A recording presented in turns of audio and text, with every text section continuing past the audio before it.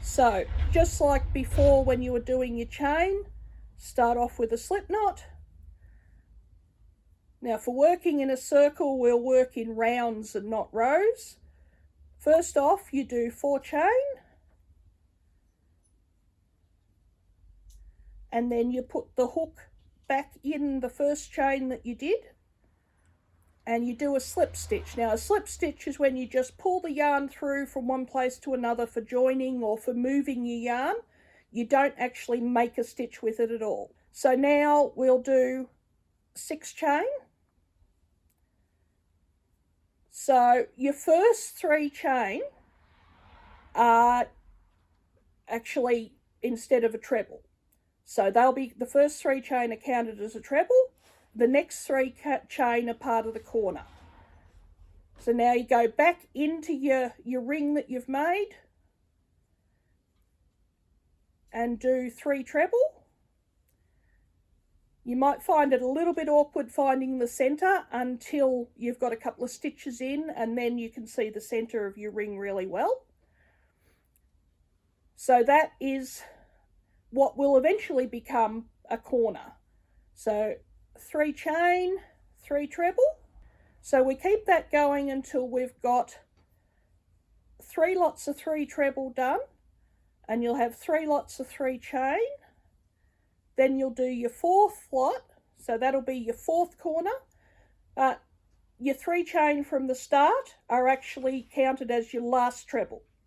So you'll do 2 treble for the last cluster.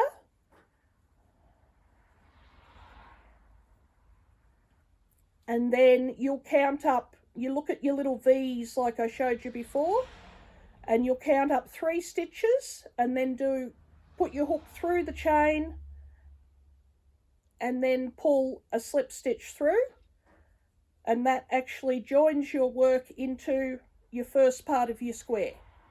Then you do a slip stitch so that your yarn is inside a corner, and then you do pretty much the same thing again. You do your 6 chain, you do your 3 treble exactly like you did before, all into that corner. Now you do a chain, and then you do 3 treble, 2, 3, 3 chain, and 3 treble, and that gives you your first fully made corner. So that gives you a corner, and your corners are going to be the same all the way through. But anytime you've got to do a corner, 3 treble, 3 chain, 3 treble will be your corner. So I'll just quickly go around and I'll show you one more row, and once you've done that row, the instructions are pretty much the same for the rest of the square.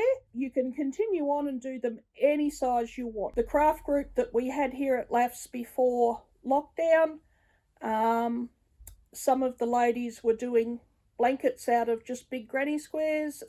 Others were doing multiples of them so that they could make up all different things. Like anything, the more practice you give it, the better you'll be at it. You'll find that your first couple of squares will look a bit wonky, and as you practice more, you'll end up becoming a little bit flatter and straighter and all that. So we get back to our last corner, the same thing as before. You do 2 trebles, and then you count up to 3 stitches, 3 of a chain, and do a slip stitch to join it together. So there you have a little granny square. With all the rows now, you still do your same thing in the corner. You have your 3 treble, 3 chain, 3 treble, and then you do a chain, and in these chain spaces at the side, you do a 3 treble cluster just like those. And as you do each row, the number of these gaps at the side will increase. You'll have a corner, 1 lot of 3 in a corner on the next row. The row after that, you'll have a corner, you'll have 2 lots of 3 and then a corner, and it just keeps growing like that. So hopefully, if everybody practices, do a few, we'll continue on with a new square. So that's it for our first try. There's, as I said, there's charts and links to all the information that you'll need to get started, and YouTube is your best friend.